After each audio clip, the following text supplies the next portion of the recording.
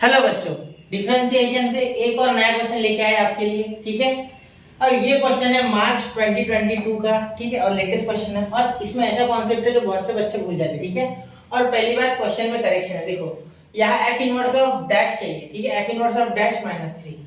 ठीक है, ऐसा चाहिए, डैश नहीं, ये डैश पहले करेक्ट कर लो। ठीक है, चलो तो यहाँ देखिए क्या हो जाएगा, f of x is equal to आपको दिया x का पावर 5 प्लस 2x माइनस 3।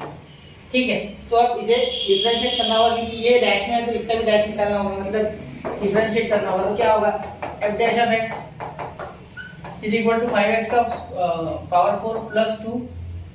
बस ये आपका डिफरेंशिएशन आ गया। कैसे आ गया, x का पावर 5 जब डिफरेंशिएट किया आपने तो क्या आया, 5 नीचे आया, x का पावर 5 माइनस 1 यानी कि 5x का पावर 4 बिल्कुल।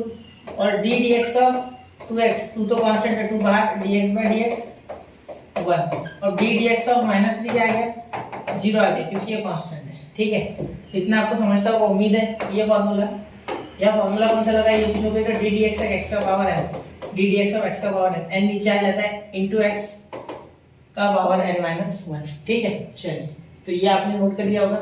आसान है वैसे, वो इतना जनरली बेसिकली बच्चे इतना कर लेते। ठीक है, चलिए अब यहाँ तक सीख गए आप। अब देखिए यहाँ बात ये है कि आपको क्या निकालना है, at y is equal to -3 x is equal to 0। बिल्कुल, क्योंकि अगर आप x की वैल्यू 0 डालोगे देखो तो आपको f of 0 is equal to -3 मिलता है।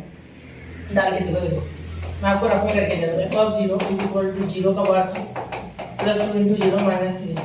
ठीक है, तो ये देखो 2 इंटू ये 0, एक कितना ही पावर, 0 का पावर कितना भी 0, f of 0 is equal to -3। मतलब यहाँ मैं लिख सकता हूँ नीचे f of 0 is equal to -3। ठीक है, देखो है तो यही तो करना है, तो आ रहा है ना, सेटिस्फाई कर रहा है, उधर जाएगा तो इन्वर्स हो जाएगा। चलिए तो आपको आगे बताता हूँ। चलिए यहाँ क्या बोल सकते हैं, f inverse of dash, f inverse dash of -3 is equal to 1 upon f dash of f dash of 0। ठीक है, तो क्या है वो 5 इंटू एक्स की वैल्यू 0, 0 का पावर 4 प्लस 2। ठीक है, तो ये तो 0 हो गया, 1 अपॉन 5 इंटू 0 प्लस 2, तो क्या हो गया 1/2।